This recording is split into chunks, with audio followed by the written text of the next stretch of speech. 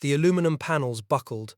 A C-130 Hercules, engines screaming, touched down on the airstrip at Khe and tore a 2,000-foot gash through the matting. The bare axle of its landing gear ripped the interlocking planks from their moorings, shredding the runway surface as if it were tinfoil. Mortar rounds were still cratering the red clay hillside. The siege was in its 48th day. Repair crews grabbed epoxy cement and buckets of river sand, sprinting toward the wounded strip as the next transport circled overhead. The men poured the quick-set slurry into the jagged fissures. They had no spare matting left, no luxury of time. A single C-130 carried the ammunition and plasma that kept a surrounded garrison alive, and a closed runway meant asphyxiation by fire. The patch cured in minutes under the tropical sun, hard enough to take the weight of another descending Hercules. Over the roar of the engines, the engineers heard the whistle of incoming rockets and kept working. This was the crucible of American military engineering in Vietnam, building under fire, repairing the impossible with raw ingenuity. But the story of how a fragile aluminum airstrip became the thin aluminum thread holding a marine base to the world did not begin in the mud of Khe Sanh. It began 3 years earlier, on a different stretch of Vietnamese coastline, where the jungle met the sea and no port existed at all. The landing craft grounded on the sand at Cam Ranh Bay. The date was June 1965, and the soldiers of the 35th Engineer Group waded ashore carrying survey transits and machetes. There was no pier to receive them, no road beyond the beach, no airfield to land a spotter plane. The white sand crescent stretched for miles, backed by a wall of triple canopy jungle and razor-sharp elephant grass. This was the chosen site for the deepest natural harbor in Southeast Asia, and it was a logistical void. 2 construction battalions, the 19th and the 84th, began felling trees with demolition charges and bulldozer blades. They scraped a laterite landing strip from the jungle floor within days, allowing C-123 provider aircraft to bounce in with cement mixers and generators. The engineers slept in poncho hooches, ate cold rations, and sweated through their uniforms before dawn. Every rivet, every bag of concrete, every replacement engine part had to be lighted ashore from freighters anchored a mile out in the bay. The bottleneck was strangling the build-up before it started.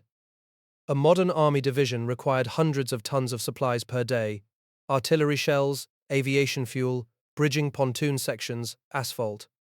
Lighter age with small landing craft could deliver at a trickle. The solution lay in a prefabricated steel monster, still under construction in a Texas shipyard, the DeLong Pier. The concept was audacious: tow 2 300-foot steel barges across the Pacific Ocean, jack them up on spud legs, driven into the seafloor, and create an instant deep-draft harbor. The first A-type barge arrived in August 1965, wet and barnacle-encrusted from the open ocean tow, and the 497th Port Construction Company began the assembly under a relentless sun. The steel sections were winched into position, welded amid showers of sparks, aligned with transits and piano wire. The spud legs, massive hollow steel cylinders, were lowered through the barge wells and hammered into the coral seabed by a steam pile driver mounted on the deck. The clang of the hammer echoed across the bay for weeks. Working in the tropical heat, the port construction crews found that the welding rods would sweat in their hands before striking the arc. The humidity corroded exposed steel overnight. A single miscalculation in aligning the barge sections would jam the massive pin connections and halt the entire assembly for hours. The crew compensated by pouring fresh water over the pivot joints to keep them from seizing in the salt air. While the piers rose from the sea, a parallel command revolution was underway. In September 1965, the 18th Engineer Brigade was activated at Cam Ranh Bay under Brigadier General Robert R. Plodger, a West Point engineer who had directed massive construction programs in the Pacific. Plodger was given authority over all non-divisional engineer units in the theater, a centralization that overturned decades of Army doctrine. By pulling combat, construction, and port engineer battalions under a single headquarters, he created a command that could shift resources from airfield to bridge to firebase with a single radio call. Plodger immediately faced the chaos of competing priorities. One infantry division demanded an airstrip at An Khe in the highlands. The Navy needed a deep-water quay at Cam Ranh. The logisticians at Long Bin screamed for warehouses and hardstands. Without centralization, each request would have been adjudicated through separate corps engineer staffs, each hoarding its own assets. Plodger's consolidated command allowed him to strip units from a completed project and feed them instantly into the next bottleneck. The organizational muscle was tested almost immediately. By February 1966, the first DeLong Pier section at Cam Ranh Bay was completed. The massive A-type barge, with its 52-foot width and reinforced deck, could accept the gangplank of an Army-chartered freighter directly. The first cargo ship tied up alongside on a windless morning, and the longshoremen began hoisting pallets of artillery propellant and bridging components straight onto waiting heavy trucks. The lighterage era at Cam Ranh was effectively over within the hour. The second barge section was locked into position by March. Together, the paired A-type barges formed a pier over 600 feet long, capable of berthing two deep-draft vessels simultaneously. The physical sensation of the completed structure was jarring. A fully functional industrial dock, complete with crane rails and fuel manifolds, floating on the edge of a primeval jungle.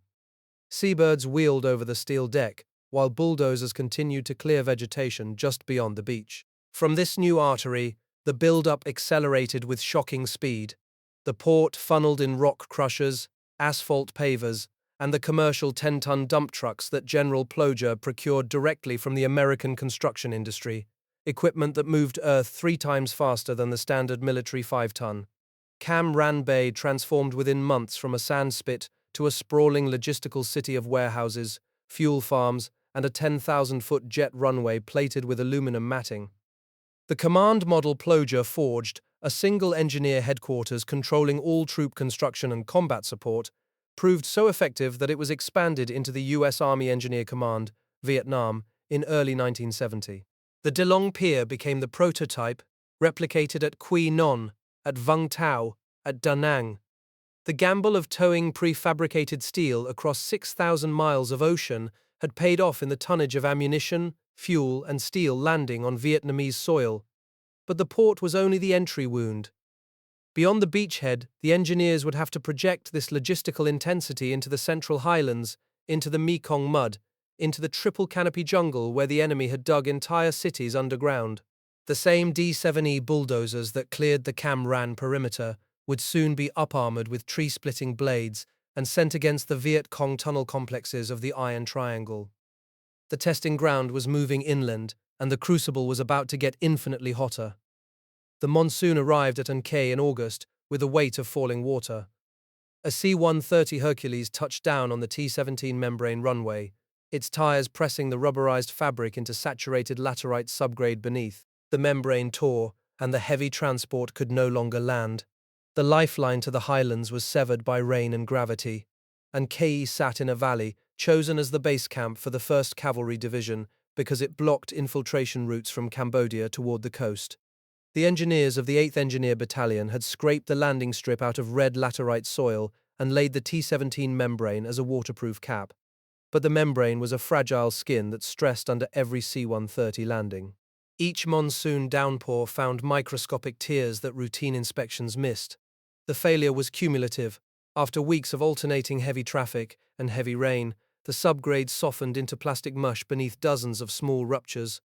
A transport's main gear would punch through the fabric, and the aircraft would bog down in red mire. The 8th Battalion's engineers worked through nights cutting out damaged sections and slathering fresh patches over the wounds. They were fighting a losing battle against hydraulics and momentum. Lieutenant Colonel Robert J. Malley, commander of the 8th Engineer Battalion, recognized that the T-17 membrane was inadequate for sustained C-130 traffic in monsoon conditions. His men were exhausted, and the division's supply stockpiles dwindled. The solution was M801 steel matting, heavy planks that offered a rigid surface. Malley requested an emergency shipment, and his crews prepared to tear up the failed membrane. Bulldozers scraped away the ruined T-17 fabric and contaminated subgrade, while fresh laterite was compacted in lifts. The M8A1 steel panels arrived on flatbed trucks, crawling up Highway 19 under armed escort. Engineers laid them in interlocking rows, pounding connector pins with sledgehammers. The panels warped under tropical sun, and manufacturers had not followed identical specifications, leaving gaps that had to be shimmed and welded. The lesson of An Cay spread through the engineer command. The T-17 membrane was relegated to secondary airfields with lighter traffic, and the search accelerated for a more reliable aluminum system.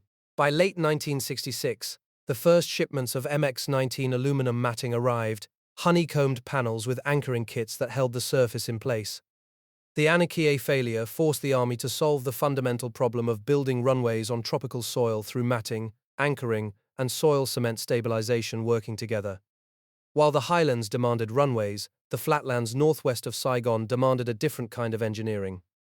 The Iron Triangle was a Viet Cong stronghold carved into the earth, a maze of tunnels, bunkers, and underground hospitals that had resisted bombing and infantry assault for years. The enemy simply vanished underground when surface operations swept the area. The soil was a hard-packed laterite clay that held its shape when excavated, allowing multi-level complexes with sleeping chambers and ammunition storage rooms. The 1st Engineer Battalion, organic to the 1st Infantry Division, had been fighting in the Iron Triangle since 1965. The battalion experimented with shaped charges, Bangalore torpedoes, and satchel charges lowered into tunnel entrances. None of these methods collapsed the deeper chambers reliably. Explosives simply blew out the throat without propagating the shock wave through the entire complex. The breakthrough came from commercial acetylene gas used in welding cylinders. Engineers discovered that pumping acetylene into a sealed tunnel entrance allowed the gas to diffuse through the chambers and shafts, mixing with oxygen already present underground. Acetylene is highly explosive when mixed with oxygen in concentrations between 2 and 80%, a range so wide it was almost impossible to miss. The team would then drop a satchel charge into the entrance, and the resulting explosion propagated through the entire gas-filled volume. The tunnel killer teams refined the technique through brutal trial and error. A two-man engineer team crawled forward with a gas cylinder and rubber hose, while infantry secured the surface above. They sealed the entrance with sandbags and a wooden plug, then opened the acetylene valve for 5 to 10 minutes. One team near Ben Souk pumped gas for 12 minutes before dropping their charge, and secondary explosions followed as ammunition caches ignited in the collapsed chambers. The acetylene method had dangers. The gas cylinders were heavy and awkward to carry through jungle, and a stray spark near the unsealed entrance could ignite the escaping gas prematurely. The enemy learned to dig deep ventilation shafts that would vent the gas before it could accumulate. But the technique was far more effective than any previous method, and the 1st Engineer Battalion trained teams from other units until acetylene tunnel destruction became standard doctrine. The tunnel war changed the nature of combat engineering in Vietnam. Engineers became subterranean assault troops, crawling into the enemy's most intimate spaces and destroying them from within. The technique would later be combined with Rome plow land clearing operations that stripped away jungle cover above tunnel complexes, exposing ventilation shafts and entrances. The tunnel became a vulnerability for the enemy, not a sanctuary, because a handful of engineers with a gas cylinder could collapse a complex that took months to excavate. Jungle, triple canopy, monsoon-fed, relentlessly growing jungle was the enemy's second sanctuary after the tunnels. The Viet Cong used dense vegetation to hide base camps, ammunition stockpiles, and infiltration routes that aerial reconnaissance could not penetrate. Chemical defoliants like Agent Orange took weeks to strip leaves and could not remove standing timber. The solution came from an industrial supplier in Cedartown, Georgia. The Rome Plow Company had manufactured heavy-duty tree-cutting blades for decades, used by logging operations throughout the American South. Their blade was a welded steel wedge, 12 feet wide and 4 feet high, designed to mount on a D7E bulldozer, in place of the standard earth-moving blade. The sharpened leading edge could shear through a hardwood trunk up to 30 inches in diameter, while the angled face pushed the falling tree away from the operator. The Army ordered the blades in bulk, along with heavy protective cabs. The transformation of the standard D7E bulldozer into the Rome plow was a marriage of brute force and protective engineering. The heavy cab was bolted to the chassis with steel plates angled to deflect bullets upward and a reinforced roof to stop mortar fragments. The operator sat in a cage of steel, peering through narrow vision slits as the massive blade bit into the jungle. When the blade met a large tree, the operator drove a sharpened steel stinger into the trunk to split the wood, then pushed forward to shear the tree off at ground level. The 62nd Land Clearing Battalion deployed its Rome plows to the Philhole rubber plantation in June 1967, cutting wide swaths through dense secondary growth that had swallowed abandoned rubber trees and overgrown bunkers. The plows worked in echelon formation, a lead machine cutting the initial trace, with two more following on each flank, to widen the cut to over 100 yards. Infantry and armored cavalry provided security, moving through the freshly cleared corridor. In a single day, a company of Rome plows could clear 30 acres of jungle. The Rome plow operation was perilous. The lead plow frequently detonated mines buried on the edges of base camps, and the operator's cab was struck by small arms fire from soldiers retreating just ahead of the cutting line. One operator near the Ongdong jungle detonated a large anti-tank mine that sheared the blade off its mounts and threw the bulldozer sideways into a ditch. The armored cab saved the operator, but the plow was destroyed, and the battalion learned to rotate its lead plows frequently to distribute the risk. By the end of 1967, the Rome plow had proven itself as more than a land-clearing tool. It was a tactical weapon in its own right. The plows exposed bunker complexes that had survived years of bombing and stripped away cover from infiltration routes. The 62nd Land Clearing Battalion evolved from a construction support unit into a combat engineer battalion that fought with blades instead of rifles. The Rome plow, a bulldozer from Georgia modified for a war in Southeast Asia, had reshaped the battlefield by eliminating the enemy's most reliable ally, the jungle itself. The artillery surveyors faced a problem that no bulldozer could solve. When a howitzer battery deployed to a remote firebase accessible only by helicopter, the guns had to be precisely positioned on the map before they could fire accurately. Traditional survey methods required a team on the ground with transits and measuring chains, extending a survey line from a known reference point miles away. In the Central Highlands, where known reference points were rare and terrain was rugged, a survey could take days during which the infantry had no artillery support. Lieutenant Colonel Arthur L. Benton had served as chief of the Mapping and Intelligence Division in the Engineer Section before returning to the Army Map Service in Washington. In early 1967, he came back to Vietnam on temporary duty with a concept that seemed almost too simple to work. The idea was to take an aerial photograph of the area around a proposed firebase and overlay it precisely onto an existing topographic map.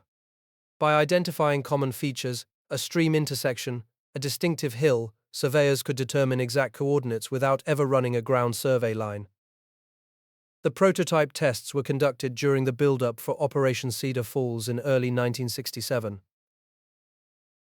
Artillery surveyors were given aerial photographs marked with a transparent grid that aligned with the map's coordinate system. They located the proposed gun position on the photo, read off the grid coordinates, and transferred that location directly to their firing charts.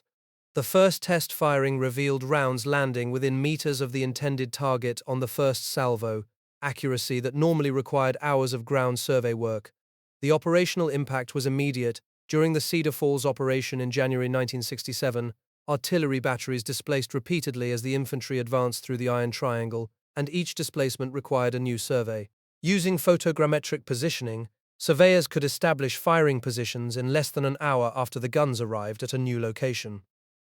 The technique was especially valuable for aerial observers, who could use the same photo-overlay method to give accurate target references without needing a ground survey of the target area. The photogrammetric method had limitations. It depended on having recent, high-quality aerial photography, free of distortion caused by the aircraft's motion or the camera's angle. Cloud cover in the monsoon season prevented new photography for weeks, and existing photos grew stale as terrain changed with new bomb craters and clearings. Despite these constraints, the technique worked well enough to become standard procedure by late 1967, and the Army Map Service began producing special photo-mosaic map sheets that integrated aerial imagery directly into the printed map grid.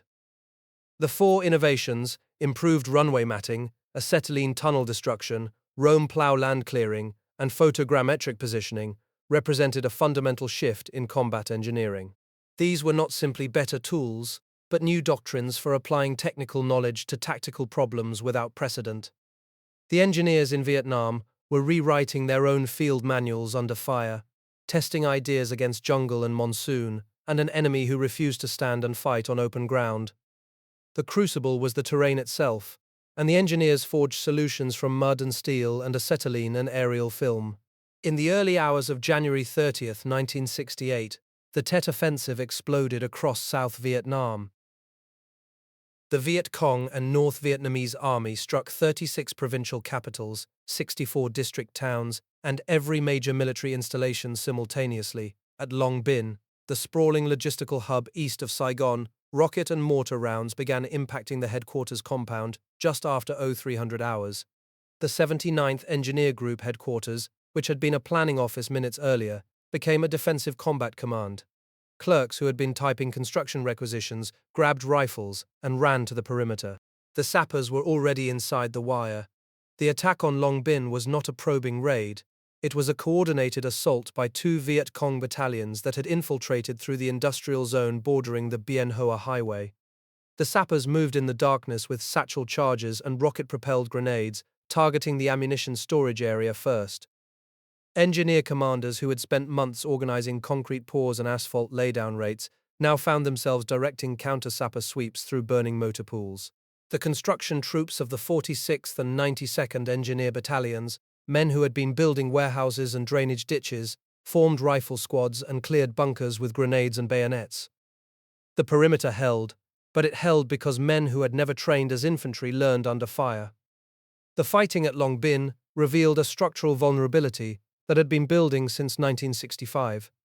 Every engineer battalion in Vietnam was organized and equipped for construction, not sustained ground combat. Yet the Tet Offensive hit everywhere at once, and there were simply not enough infantry units to defend every base, every airfield, every logistical complex. At Plantation, the 2nd Field Force headquarters, the 79th Group's mapmakers and surveyors defended their sector of the perimeter alongside the headquarters security force. The sappers probed repeatedly, testing the wire, and each time the engineers turned them back. But the cost in casualties proved that defensive training could not remain an afterthought. Across the country, the same pattern unfolded. At Quy Nhon, the 84th Engineer Construction Battalion, which had spent 2 years building port facilities and roads, found itself defending the approaches to the city. At Pleiku, a task force from the 4th Engineer Battalion, men who had been hauling sand and gravel from the Dragon Mountain quarry, retook the city in house-to-house fighting. The acetylene tunnel destruction teams, whose techniques had been perfected hunting Viet Cong bunkers in the Iron Triangle, now crawled into collapsed structures, searching for trapped sappers. The photogrammetric positioning system, which Lieutenant Colonel Benton had prototyped for artillery survey, allowed howitzer batteries displaced by the attacks to establish firing positions within minutes. Every innovation from the previous 2 years was stress-tested under maximum pressure, and every one of them held. The lesson of Tet was immediate and brutal. The Viet Cong had cracked the perimeter. In the weeks and months that followed, engineer commanders across Vietnam implemented a fundamental shift in base design.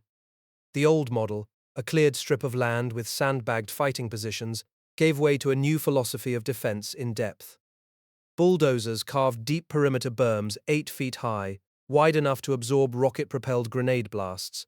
Connex shipping containers, the steel boxes that had carried construction supplies across the Pacific, were buried underground and converted into fighting bunkers and ammunition storage points. The berm itself became a continuous defensive line, with living bunkers embedded into its mass. Fire-based construction, once an afterthought, became a standardized tactical discipline. 700 kilometers to the north, the siege of Khe Sanh had begun before Tet, and it would continue long after the cities were retaken. The Marine Corps airstrip, a 3,700-foot runway built of AM2 aluminum matting, had been under artillery and mortar fire since the siege began.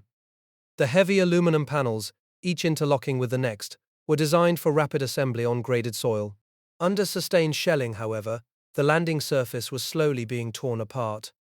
The 45th Engineer Group, which had moved operations from Phu Bai to support the 24th Corps, dispatched repair crews to the base in early February.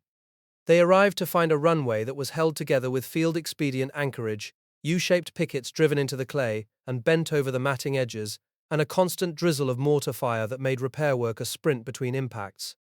The C-130 Hercules transport, the lifeline of Khe Sanh, could not stop flying. Every landing stressed the damaged matting further. A heavy aircraft touching down on a weakened panel could peel back an entire row of matting, exposing the saturated subgrade beneath. The repair protocol that emerged was brutally simple. A crew ran onto the runway during a lull, wrestled a damaged panel free with crowbars, and then hammered a replacement into position using steel spikes and improvised anchoring hooks. Counter-mortar radar allowed the crews to anticipate incoming rounds, but the warning time was measured in seconds. The engineers learned to work with their helmets on, their tools in one hand, and the nearest bunker never more than a sprint away. The crisis came on the 9th of March, when another heavily loaded C-130 tore a long gash through the aluminum matting, the same kind of catastrophic failure that had become all too familiar. With no spare panels left, and the standard anchorage system still missing, the base was effectively isolated. The engineers needed a repair that could set fast under fire, something that could be applied directly into the wreckage. The answer came from an unexpected source: epoxy cement mixed with river-run sand. A team from the 27th Engineer Battalion, which had been working the airstrip for weeks, discovered that the two-part epoxy, normally used for concrete repair in dock construction, could be poured into the damaged panel beds and smoothed into a hard, continuous surface. The crew sent a truck to the Kalu River, loaded bags of coarse sand, and began mixing the compound directly on the runway. The repair cured in minutes under the tropical sun, forming a patch that was harder than the aluminum around it. Within hours, the gash was sealed, and C-130s resumed landing. The patch technique would be repeated dozens of times before the siege ended, and it would be written into the engineer field manuals within the year. The AM-2 matting, for all its fragility, had been kept operational through sheer improvisation, and the airfield never closed. By early 1968, the U.S. Army Engineer Construction Agency, Vietnam, had already been operating as a subordinate command under the Engineer Troops Headquarters. It centralized project management, quality control, and design review under a single engineer headquarters, ending the fragmented system where each corps and field force managed its own construction independently. The agency represented the kind of unified organizational structure that Brigadier General Robert R. Plogger and his staff had long advocated, a headquarters designed to direct the staggering volume of work required to build a modern logistical network from scratch. The construction agency immediately began implementing the defensive lessons of TET. All new base construction, from fire bases to logistical depots, was redesigned around a standard template of earth berms, buried Conex containers, and pre-planned fields of fire. The old practice of building above-ground wooden barracks was abandoned. Instead, troops lived and fought from positions integrated into the defensive berm. The agency also accelerated the procurement of prefabricated steel and concrete bunkers, which could be airlifted to remote fire bases and assembled in hours. The photogrammetric positioning system, which had proven its worth during the counter-offensive, was adopted as standard procedure for all artillery survey, and the Army Map Service began producing photomosaic sheets covering every major operational area in the country. The Rome plow, too, evolved from its land-clearing origins into a defensive tool. During TET, bulldozer operators had discovered that the heavy blade, designed for felling trees, was equally effective at collapsing Viet Cong fighting positions and sealing tunnel entrances. The 62nd Land Clearing Battalion, which had spent months cutting swaths through the Boi Loi woods, was now employed to clear fields of fire around every major installation. The technique was simple. The plows worked in echelon formation, the lead blade splitting bunkers and tearing down vegetation, the follow-on blades widening the cut and pushing debris into a continuous berm. A single company could carve a half-mile defensive perimeter in a single day, transforming vulnerable static positions into fortified combat bases. The Rome plow was no longer just a bulldozer. It was a mobile earthworks machine that could reshape the battlefield faster than the enemy could dig. When U.S. forces returned to Khe Sanh in early 1971 for Operation Dewey Canyon 2, the old runway was shattered beyond quick repair. Colonel Kenneth E. McIntyre ordered a parallel assault strip built from scratch, with a soil cement subgrade and MX-19 aluminum matting laid by Task Force 326 and the 27th Engineer Battalion. The honeycomb interior panels, which had originally been developed in response to the T-17 and M8A1 failures, were now the matting of choice for forward airfields. They came with anchoring kits, were easier to place and remove, and could be stockpiled at forward depots for rapid repair. By the end of the operation, every major airfield in Vietnam had a contingency repair plan, a standby stock of matting, and a designated engineer crew on alert. The lesson of Khe Sanh, that an airfield could be kept open under sustained fire, had become doctrine. The construction program underwent a fundamental shift in focus after Tet. The massive base-building phase of 1965 and 66 was over. The new priority was defense.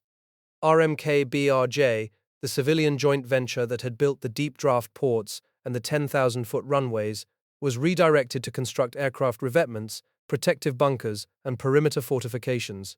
The contract, once focused on horizontal construction, roads, runways, and foundations, now emphasized vertical hardening. Steel and concrete were poured into structures designed to absorb rocket and mortar hits. The Wonder Arches, prefabricated steel shelters that could cover a fighter bomber, were installed at every major airbase. The era of temporary construction had given way to an era of defensive permanence, and the construction agency, under strict cost controls from the Directorate of Construction, managed it all through a centralized program review process that eliminated the duplication and competition that had plagued the early build-up. The campaign of 1968 ended not with a decisive battle, but with a structural reformation. The engineer command had been forged in the initial build-up, tested in the crucible of NK and the Tunnel War, and transformed by the fires of Tet. The innovations of the previous years, the airfield matting, the tunnel destruction gas, the Rome plow, the photogrammetric grid, had all been absorbed into standard practice. But the most profound change was organizational. The engineer had become, by necessity, a builder who could fight, a constructor who could defend, a surveyor who could target artillery. The centralized command model that Brigadier General Robert R. Ploger had championed since 1965 had proven its worth, and it would now be refined under a new generation of leaders.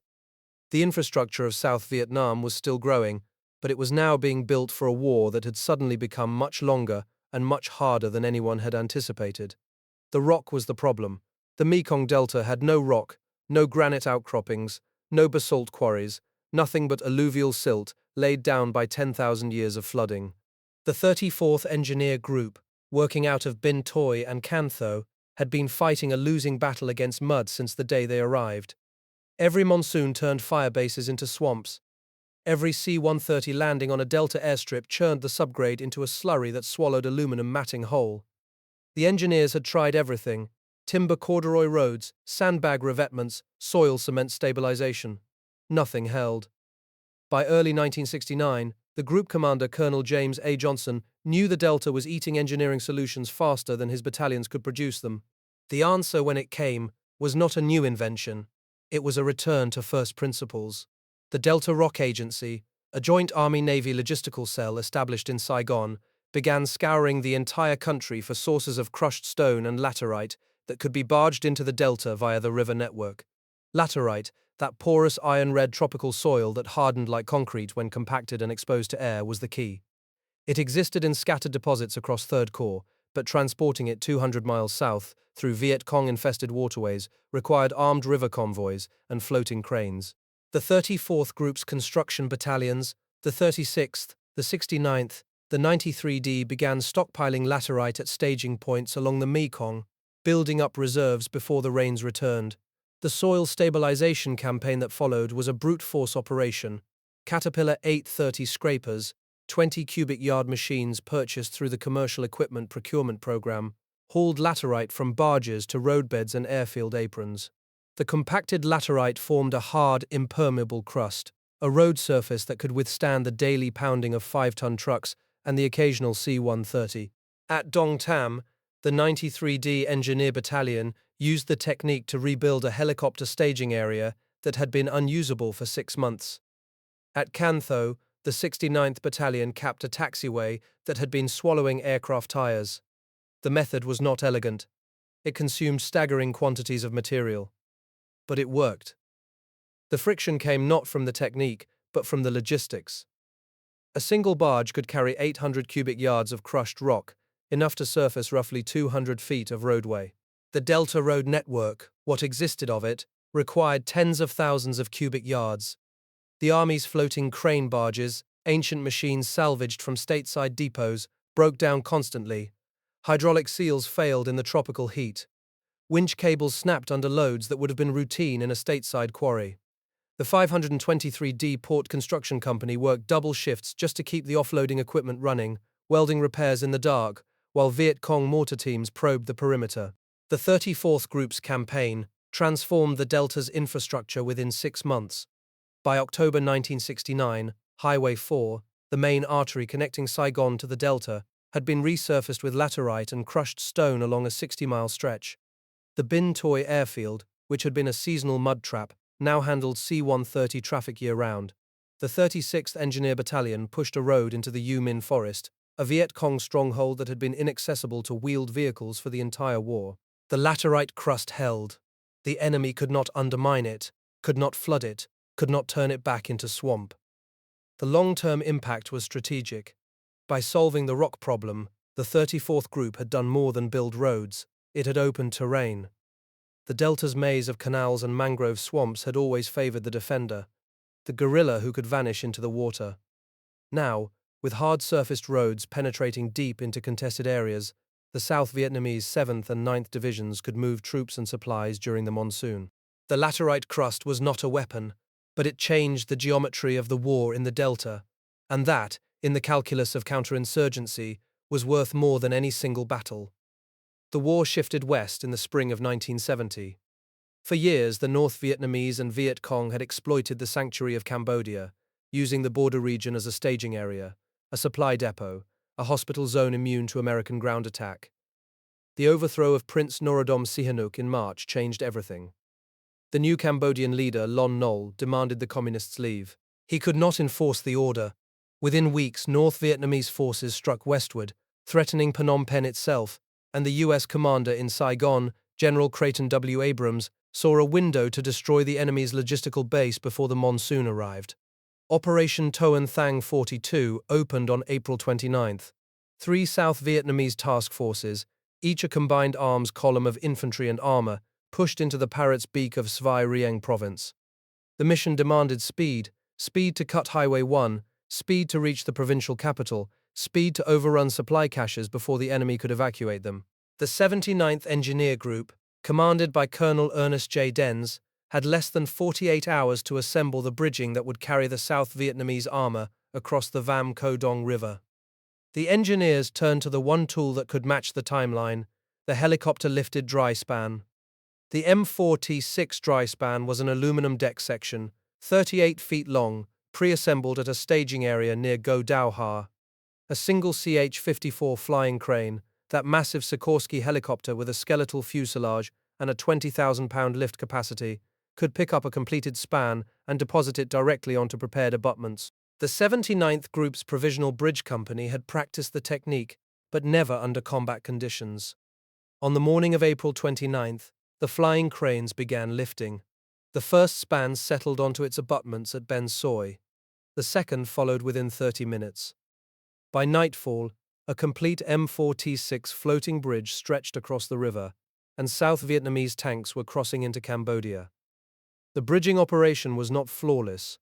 Heavy rain and low cloud cover grounded the flying cranes for several hours on the second day. 2 of the pre-assembled spans were damaged during transport, when their sling cables tangled in the helicopter's downwash. The 303D South Vietnamese Engineer Combat Battalion, working alongside the Americans, improvised repairs with steel pins and aluminum balk decking scavenged from damaged sections. The 3rd Corps Advisory Group's after-action report was terse. Planning was timely and complete. Execution was aggressive and effective. The bridge held. The armor rolled. The advance into the Parrot's Beak was a race against time and terrain. Highway 1, the main road towards Svay Rieng, had been abandoned for years. The asphalt was cratered by B-52 strikes, overgrown with elephant grass, and mined at every culvert crossing. The South Vietnamese 30th Engineer Group, supported by U.S. advisors and 20th Brigade units, threw bulldozers and panel bridges at the road in a rolling repair operation. Rome plows from the 984th Land Clearing Company widened the shoulders, shearing off vegetation that had grown dense enough to hide entire truck parks. The pace was brutal. The engineers worked with one eye on the tree line and one hand on their rifles. By May 1st, the South Vietnamese column had reached Svai Rieng. The provincial capital fell without a major fight. The North Vietnamese had already withdrawn westward, abandoning the southern part of the province. What remained was the logistical harvest: thousands of tons of rice, ammunition, medical supplies, and weapons cached in bunkers scattered across the rubber plantations. The M4T6 bridges, those aluminum spans that had been assembled in a parking lot and dropped into gap by helicopter, had opened a corridor that the enemy had believed was impassable in the rainy season. The 79th Group had proved the concept. A heavier test lay ahead, 30 miles north, in the triple canopy jungle of the Fishhook. The main attack into the Fishhook began at dawn on May 1, 1970. Task Force Shoemaker, a combined force of 12,000 Americans and nearly 5,000 South Vietnamese built around the 1st Cavalry Division, crossed the border from Tay Ninh Province and drove north toward the suspected location of KO's VN, the Central Office for South Vietnam.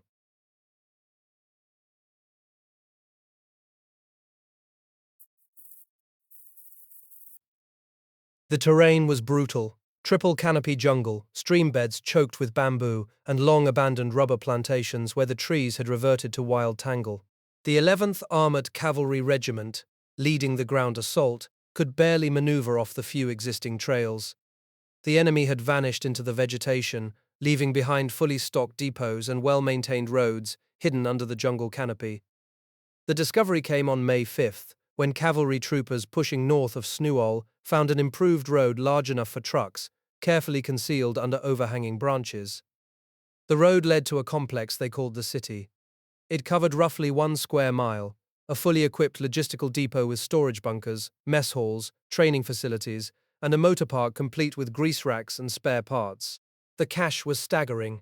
Individual weapons for 55 full-strength battalions, crew-served weapons for 33 more, and rice enough to feed 25,000 enemy soldiers for a year.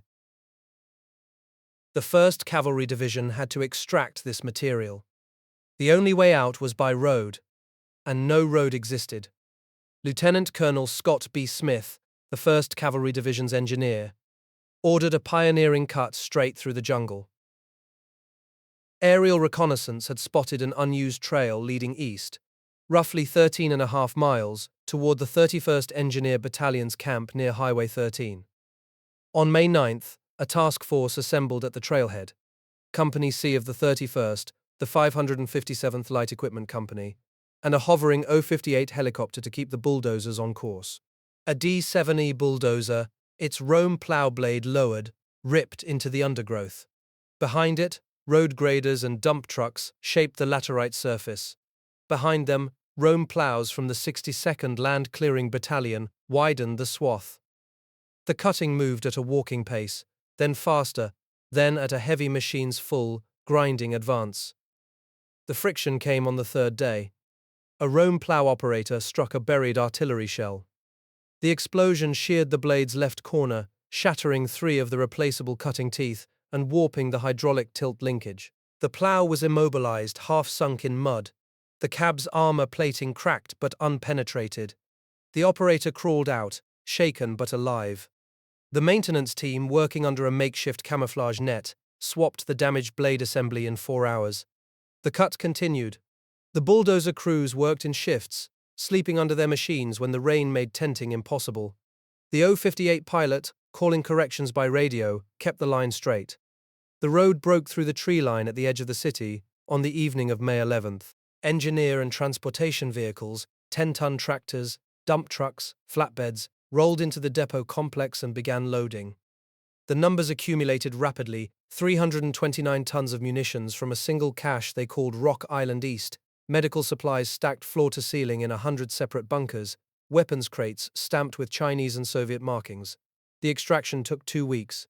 The road, 13.5 miles of compressed laterite and crushed vegetation, built in 3 days, carried every ton of captured material back to Highway 13.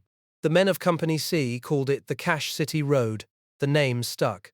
The Cache City Road validated a concept that had been evolving since the first Rome plows tested their blades at Philhole Plantation. Engineers could now cut a combat road through triple canopy jungle faster than the enemy could withdraw his logistical stocks. The combination was the key: the Rome plow for the initial penetration and widening, the flying crane for bridging the stream crossings, the laterite cap for all-weather surface, and the armored cavalry for flank security. The enemy's sanctuary had been breached not by firepower alone, but by the speed of earth moving. In the calculus of the Cambodian incursion, The bulldozer had become as decisive as the tank. The Rome plows of the 62nd Land Clearing Battalion had not finished their work. As the 11th Armored Cavalry pushed deeper into the fishhook in early June, the jungle fought back. The bamboo around Snuol grew in interlocking thickets 12 feet high, the stalks as thick as a man's forearm, impenetrable to armored vehicles. The cavalry could not maneuver. The land clearers, working in close support, developed a new cutting formation. The standard echelon plows staggered in a diagonal line was useless here. The bamboo was too dense for a single pass. Instead, a lead plow pushed ahead 50 yards into the wall of vegetation. The remaining plows divided and pushed to the left and right simultaneously, doubling and tripling up on the same cut line. The corridor widened slowly, 30 yards, 40 yards, 50 yards, enough for a Sheridan tank to traverse its turret and for the accompanying infantry to establish flank security. The fight intensified on June 7th, when the cutting force uncovered a bunker complex 1 square mile in area. This was not a supply depot, it was a fortified position. 75 bunkers with 2 feet of overhead cover, 50 huts, and weapons caches that included X-ray equipment and communications gear. The North Vietnamese had not abandoned this complex.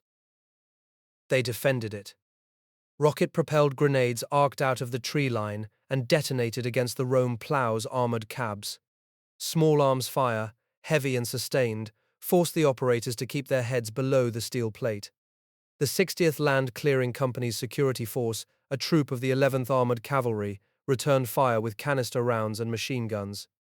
The cutting continued through the afternoon, bulldozer blades shearing through bunker roofs, collapsing them into the earth. The casualties mounted. On June 16th, the enemy launched roughly 70 individual attacks against the cutting force, RPGs, mortars, automatic rifle fire. 3 Rome plow operators were wounded.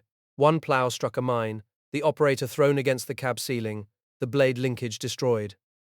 The next day, the lead plow took over 100 rounds of automatic rifle fire and a direct RPG hit. The blast killed 1 engineer and wounded a second. The plow, its engine block shattered, had to be dragged out by another bulldozer. The 984th Land Clearing Company, working a different sector, was hit by rocket and mortar fire on the night of June 19th. 3 engineers died in their fighting positions.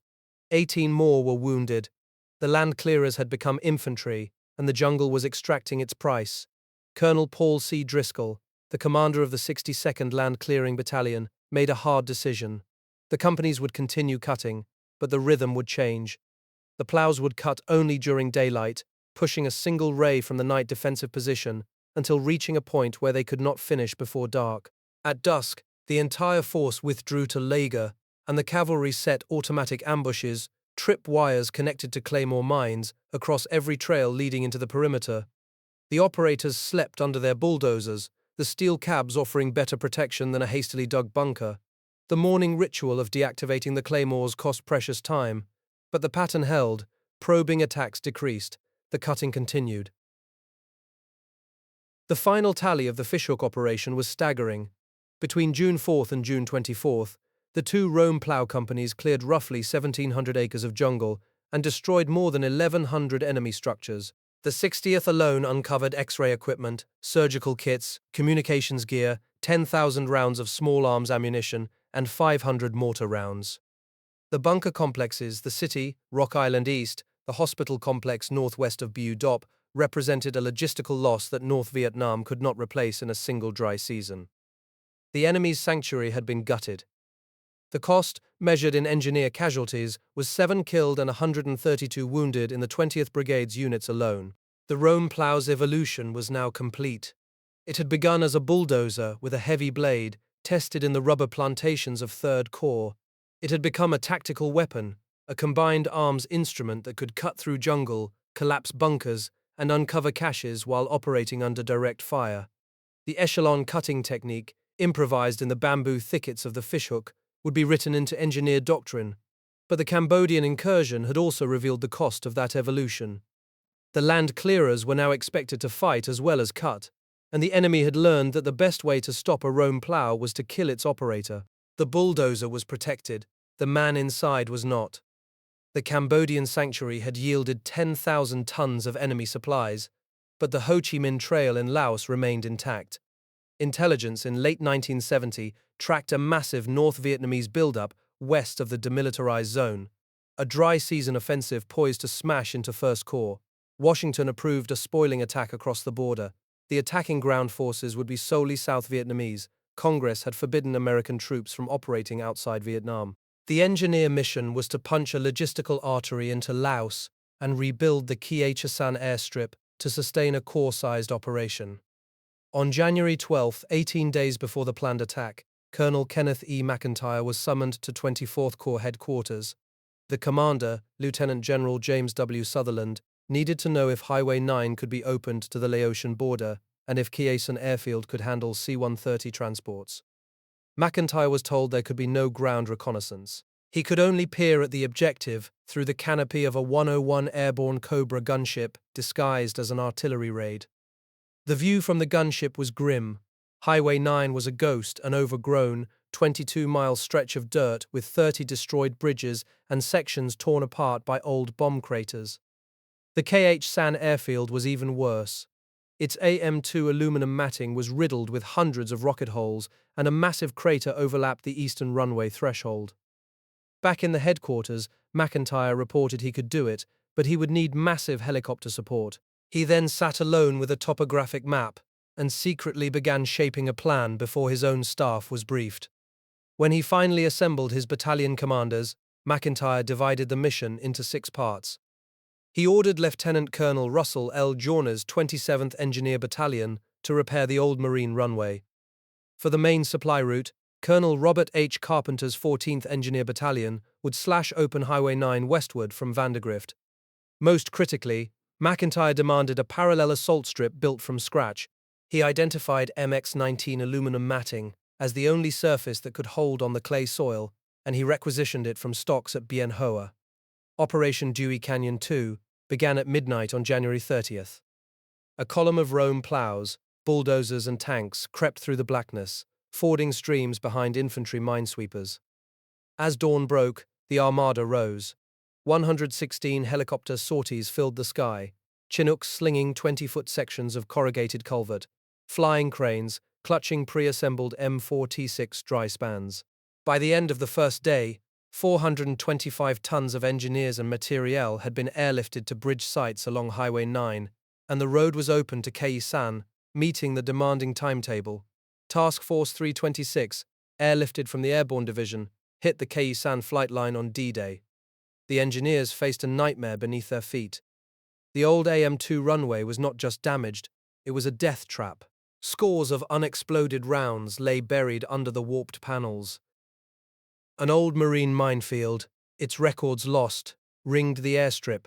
The task force commander, Major Gene A. Schneepeck, blasted thousands of pounds of C4 to clear duds before his bulldozers could scrape the site.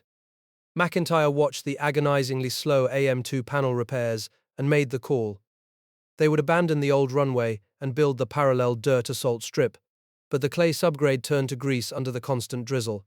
A soil cement stabilization was attempted, but the soil refused to dry enough for proper compaction. The Air Force demanded matting. McIntyre ordered the entire MX-19 stock from Bien Hoa, and heavy-lift helicopters began a relay, hauling bundles of the honeycombed aluminum panels across the Annamite Mountains to Kie Shan. The friction came on the first test of the dirt strip. A C-130 touched down on February 4th, its wheels carving 7-inch ruts into the packed earth. The aircraft barely staggered back into the sky. The Air Force grounded transports until the matting was down. The engineers rolled heavy compactors over the strip for 5 straight nights, fighting rain and ground fog. On February 12th, crews began laying the first of nearly 17,000 MX-19 panels, locking the interlocking bars into place. The matted assault strip opened on February 15th. The first C-130 landed that afternoon, rolling heavy with aviation fuel and 105mm howitzer ammunition. The logistics dam burst. Within 2 weeks, the flow hit 40 C-130 flights per day. Fuel bladders filled, shells stacked high. Kie San, silent for 3 years, now roared with the sustainment of 35,000 Allied soldiers and the frantic pace of a forward operating base pushed to its limit. South Vietnamese armor rolled down the newly bridged Highway 9 into Laos on February 8, but the operation quickly turned into a bloody slog. Supporting the Americans' retreat became the engineers' new mission. The 45th Engineer Group and the 7th Engineer Battalion built alternate tank trails, Red Devil Road, Red Devil Drive, carving escape routes through mountains that no bulldozer had ever cut. The supply line held, but the South Vietnamese offensive was being overrun by Soviet-built T-54 tanks. The collapse came in the third week of March. North Vietnamese forces swarmed the landing zones and cut Highway 9. South Vietnamese engineers lost every piece of their heavy equipment. 31 bulldozers, graders, and loaders abandoned on blocked roads. U.S. helicopters dodging intense anti-aircraft fire plucked survivors from the hills. The assault airstrip that had enabled the invasion now became the most heavily defended departure point for a shattered army streaming back across the border. General Sutherland ordered the airfield matting stripped several days before a planned April 1st close. The 326th Engineer Battalion descended on the runway with pry bars and cargo straps. Panels that had been laid under mortar threat were now disassembled under harassing artillery fire. In a methodical, dangerous choreography, they bundled 524 packs of MX-19 matting, along with stacks of M8A1 steel planks, and loaded them into the bellies of departing transports. The aluminum that had caught the first supply flights was now itself a piece of freight heading home. What could not be removed was entombed. Engineers leveled bunkers with dozer blades. They towed salvageable graders onto flatbeds, then pushed the wrecked hulks into pits. The ammo bunkers were fired. On April 5th, a final platoon from Company C, augmented with 4 M450 bulldozers, tore down the last revetments and crushed the remaining structures into the clay. The base that had cost thousands of lives was systematically demolished to deny it to the enemy. The final helicopter lifted off on April 6th.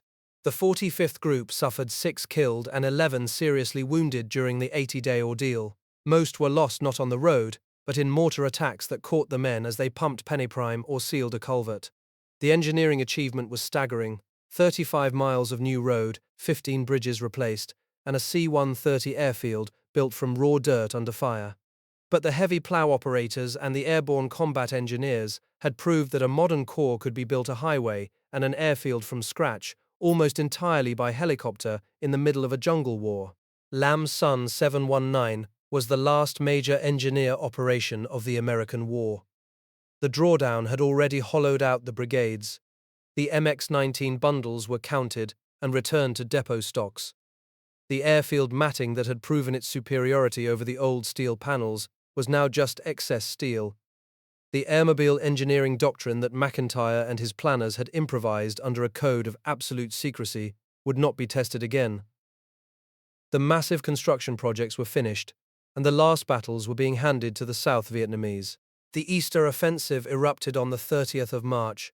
North Vietnamese regulars poured across the demilitarized zone with Soviet-built tanks and heavy artillery, driving toward Quang Tri City. The South Vietnamese defenders fell back in confusion. By the 2nd of April, enemy armor was rolling toward the Mu Giang River, where a CB-built highway bridge at Dong Ha spanned the 500-foot-wide channel. That steel and wood bridge was the only structure capable of carrying 60-ton tanks. If the column crossed, nothing stood between it and the provincial capital. 2 American advisors were at the bridge: Captain John W. Ripley, a Marine Corps officer attached to the Vietnamese Marines, and Major James E. Smock, advising the armored unit on the southern bank.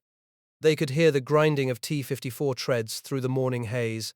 The South Vietnamese command hesitated, unsure whether to destroy the crossing and cut off their own retreat.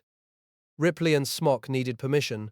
When it came, they had already gathered 500 pounds of TNT blocks and C4 plastic explosive. The boxes sat at the base of the bridge. Getting them into the girders was the problem. A high chain-link fence topped with concertina wire blocked access under the deck. Ripley climbed over it, then Smock pushed the crates across the fence to him. Hand over hand, Ripley dragged the heavy boxes along the underside of the southern span. He wedged the charges into the channels formed by the 6 I-beams, working in near-complete exposure. North Vietnamese soldiers watched him from the far bank, then opened fire. The rounds punched through the steel web and whined off the concrete piers. Ripley kept moving, his uniform catching on bolts. The work took 2.5 hours. Ripley rigged both a time fuse and an electrical detonator. The electrical charge misfired. He waited, counting seconds, knowing that tanks could roll onto the bridge at any moment. Suddenly the span lifted, separated cleanly from the abutment, and plunged into the river. It was not clear whether the fuse finally burned through, or whether a previously requested airstrike in the area set off a sympathetic detonation. The result was absolute. The severed steel dangled in the current. The North Vietnamese armored thrust toward Quang Tri stopped at the Dong Ha for 2 days. The bridge destruction became an emblem of the technical transfer's outer limit. South Vietnamese engineers had not rigged the demolitions. 2 U.S. advisors, one a Marine with extensive demolitions training, had done the work alone under fire. The North Vietnamese would eventually cross elsewhere, at a bridge farther west near Cam Lo, but naval gunfire and airstrikes destroyed that span as well. The pause enabled South Vietnamese Marines and Army units to regroup south of the river. The Easter offensive would rage for months, yet the Dong Ha Bridge stood as proof that the Vietnamese still relied on American expertise for the most critical engineering tasks. By the summer of 1972, the American drawdown had accelerated. Engineer units that had built the Great Bases and fought on the perimeters were reduced to shadows. The Engineer Group, Vietnam, condensed all remaining Army engineer functions into a single headquarters at Tan Son Nhot. Its subordinate regions, each little more than a platoon of military personnel supervising Vietnamese laborers, handled minor construction and facilities maintenance. The vast engineer command that once numbered over 26,000 soldiers in early 1970 now counted barely 200. Pacific architects and engineers assumed the bulk of facilities engineering. The transfer of major installations continued methodically. Long Binh, the largest logistics base in the country, passed to the South Vietnamese in November. Cam Ranh Bay's deep draft piers and warehouses were turned over by spring. At Da Nang, the last Marine Engineer Battalion had already gone. The massive prefabricated buildings, the aluminum matting, and the power plants, almost all were left behind or sold. The De Long piers that had revolutionized port operations were dismantled and towed to Subic Bay. What could not be retrograded was sold for scrap, often to the same Vietnamese contractors who had helped build it. The final months were a bureaucratic closeout. On the 28th of December, the U.S. Army Engineer Group, the USAV Engineer Section, and the MACV Directorate of Construction merged into one organization under the command engineer. The region engineers stood down, their troops reassigned or sent home. A small engineer branch was created inside the Defense Attaché Office to manage residual maintenance contracts, highway technical assistance, and the final retrogrades. The branch would be staffed by 3 military and over 200 civilians. It was a caretaker organization, designed not to build but to preserve what remained. On the 29th of March 1973, the last U.S. combat troops left Vietnam in accordance with the Paris Agreement. The Engineer Group, Vietnam, lowered its colors at Tan Son Nhut. The date marked the end of 11 years of continuous U.S. Army engineering in the country. The few remaining engineer soldiers became part of the Defense Attaché Office, their mission reduced to monitoring and advising. The troop construction program that had poured nearly $2 billion into the landscape was over. What had been built now belonged entirely to the Vietnamese. The drawdown proved that the physical infrastructure could be transferred. Bases were handed over, roads were maintained by South Vietnamese engineer groups, and the commercial equipment fleet was largely gifted to the Republic of Vietnam. But the Easter offensive had revealed the fragility of that handoff. When the North Vietnamese armor attacked, it was not a Vietnamese engineer who crawled under the Dong Ha Bridge with 500 pounds of explosives. It was an American Marine captain, performing a task that doctrine and experience had long entrusted to U.S. engineers. The technical knowledge had not fully migrated.